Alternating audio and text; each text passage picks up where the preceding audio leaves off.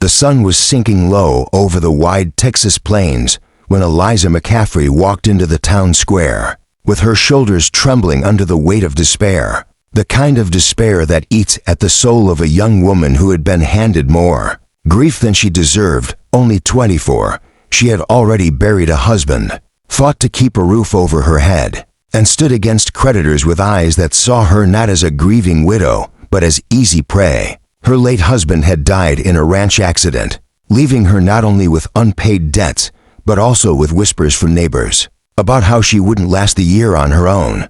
With no children, no family nearby, and no money, Eliza had been living off the scraps of hope that tomorrow would somehow bring better fortune. But on that sweltering evening, when the banker Mr. Hargrove cornered her outside the general store, reality hit harder than ever. "Mrs. McCaffrey, the grace period is over," he said, tapping his papers like a death sentence. "You've got until the end of the week to pay up, or the ranch is mine." His voice dripped with smugness, and Eliza's cheeks burned with humiliation. She wanted to scream that she had nothing left, but pride kept her chin high. She walked away with a trembling jaw, though inside her chest her heart was breaking all over again. What good was pride when the land her husband had bled for was slipping from her fingers? What good was dignity when survival required more than she had? She thought of selling what little furniture remained, maybe even her late husband's boots, but she knew it wouldn't cover the debt. For the first time, the thought of leaving town entirely crossed her mind, walking away with nothing, becoming a drifter with no name. That night, as she sat alone on the porch of the creaking house, the stars above her felt cold and unkind, and she whispered a prayer to the wind, asking God if he had forgotten her.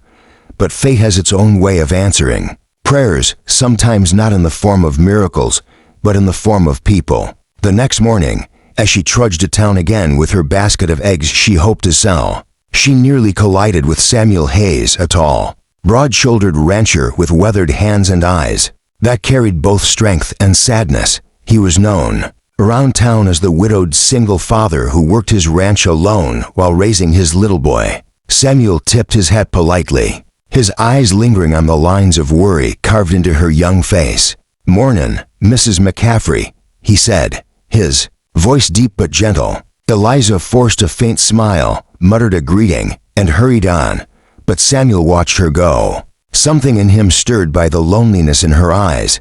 Later that day, when Samuel overheard Hargrove talking at the saloon about seizing Eliza's land, something snapped inside him. He had lost his own wife years ago to sickness, and he knew what it meant to live with nothing but ghosts for company. But he also knew the cruelty of men like Hargrove, who fed on desperation. That evening, Samuel showed up at Eliza's door, hat in hand, his young son Ben tugging shyly at his leg. Eliza blinked in surprise, brushing hair from her tired eyes. "Mr. Hayes, what brings you here?" she asked cautiously. Samuel took a deep breath, the kind of breath a man takes before stepping into something bigger than himself. "I know about the debts," he said simply. Eliza's face flushed with both shame and anger. "That's none of your concern," she snapped, but her voice cracked, betraying the weight of her burden. Samuel's gaze softened. "It is my concern. I won't stand by and let Hargrove take what isn't his to have." Eliza stared at him, confusion and suspicion battling in her heart. "And what do you suggest I do?"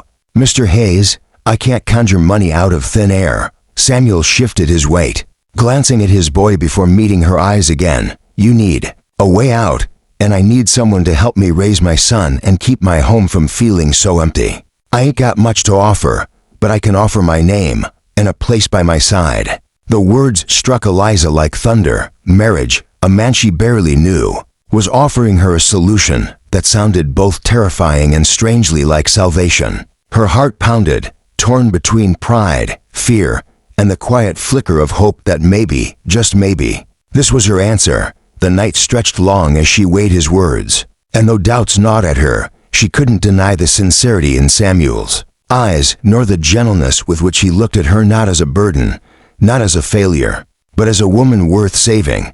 The next morning dawned with a fragile kind of light, the kind that makes the world seem softer, though Eliza's heart was anything but calm. She had barely slept, replaying Samuel's offer over and over in her mind. Could she do it? Could she marry a man she hardly knew, simply to escape the crushing weight of debt? When Samuel returned at sunrise, his boy holding a small bouquet of wildflowers plucked clumsily from the meadow, Eliza felt her throat tighten. Ben smiled shyly, offering her the flowers, and for the first time in weeks, Eliza's lips curved into something close to a genuine smile. Samuel spoke quietly, his tone steady but kind. "Eliza, I won't push you. You've had more pain than any young woman should, but I'll stand by my word. If you let me, I'll take that burden off your shoulders. Hargrove won't have a hold over you anymore." His honesty struck her deeper than she expected. She saw in him not a man looking to own her, but a man extending a hand to someone drowning. With trembling breath, she finally nodded. "All right, Samuel," she whispered. "I'll accept." The relief that swept over his face was almost as profound as her own fear melting into something else, something that felt dangerously like hope. The town was buzzing with gossip within hours, tongues wagging about how the lonely rancher and the young widow had struck an arrangement. Hargrove sneered when he heard, his plans crumbling. But Samuel made sure the paperwork was airtight. Within a week, Eliza was no longer Eliza McCaffrey, the debt-ridden widow. She was Eliza Hayes, wife to Samuel and stepmother to a wide-eyed boy who had already taken to holding her hand when they walked together. But marriage on paper was one thing, living it was another.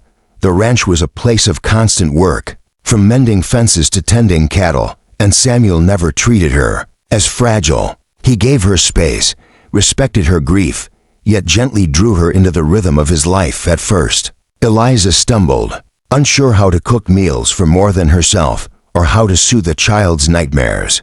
But Samuel's quiet patience steadied her. One evening, after a long day of labor, Eliza found herself sitting on the porch with Samuel as Ben chased fireflies nearby. The air was warm, scented with hay and earth, and the silence between them was comfortable. She glanced at him, noticing the lines on his face not as marks of age, but as evidence of a life fought hard. "Why me?" she asked softly. Samuel turned, his eyes catching the faint glow of lantern light. "Because I saw the same loneliness in you that I carry in me," he admitted, "and I figured, maybe together we could turn it into something else." Her chest ached with emotion, and before she could stop herself, tears welled up.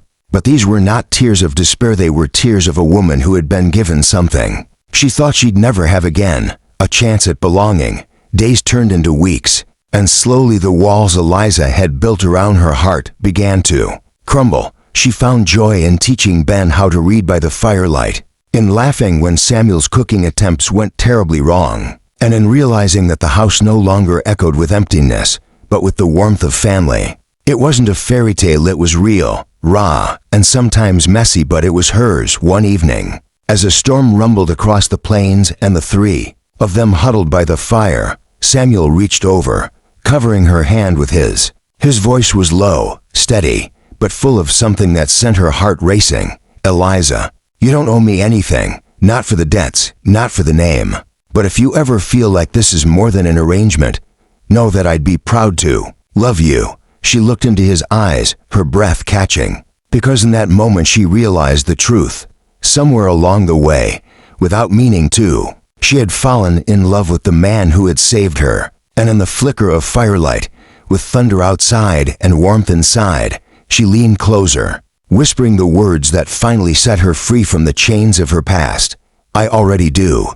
And as their hands tightened together, Eliza knew that the life she thought was over had only just begun. Friends, if this story touched your heart, don't forget to subscribe to the channel for more powerful tales of love, loss, and redemption. Every story is a journey, and yours begins by staying with us here.